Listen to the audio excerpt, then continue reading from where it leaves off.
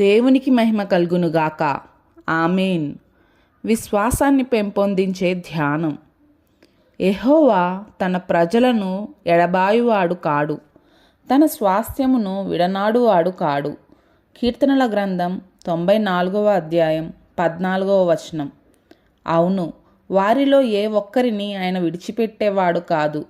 మనుష్యులైతే విడిచిపెట్టేస్తుంటారు కానీ దేవుడు ఎవరిని విడిచిపెట్టడు. ఎందుకంటే ఆయన ఎంపిక, ఏర్పాట్లు మార్పులేనివి. ఆయన ప్రేమ శాశ్వతమైనది. ఒక వ్యక్తికి దేవుడు తన్ను తాను బయలుపరుచుకొని అతనికి రక్షణ భాగ్యాన్ని కలుగజేసిన తరువాత అతన్ని విడిచిపెట్టేసిన సందర్భం ఒక్కటి కూడా లేదు. ఈ మహాఘనమైన సత్యం కీర్తనల గ్రంథంలో ఉదహరించబడి నలిగిన హృదయం గలవారిని ఎంతో సంతోషపరుస్తుంది.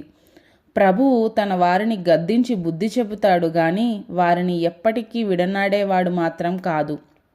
ధర్మశాస్త్రం, శిక్షాదండం ఈ రెండిటి ఫలితంగా మనకు ఉపదేశం కలుగుతుంది. ఈ ఉపదేశం ఫలితంగా మనలో నిమ్మలమైన ఆత్మ, మెలకువగల మనస్సు ఏర్పడతాయి. వీటి ఫలితంగా గొప్ప విశ్రాంతి కలుగుతుంది. అయితే భక్తిహీనుల కోసం పాతాళం సిద్ధపరచబడుతూ ఉంది. ఆ పని పూర్తి అయ్యేంత వరకు వారు ఒంటరిగా విడవబడతారు.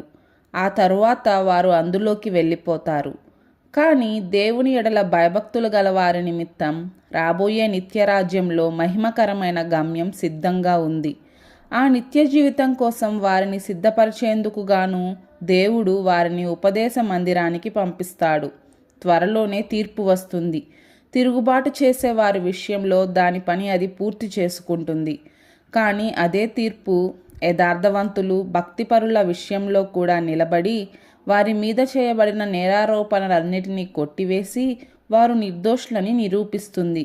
కాబట్టి ప్రస్తుతానికి మనం మౌనంగా తలదించుకొని శిక్షాదండాన్ని భరిద్దాం.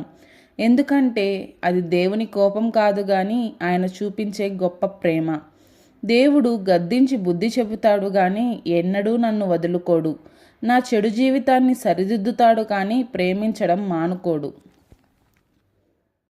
దేవునికి మహిమ కలుగు.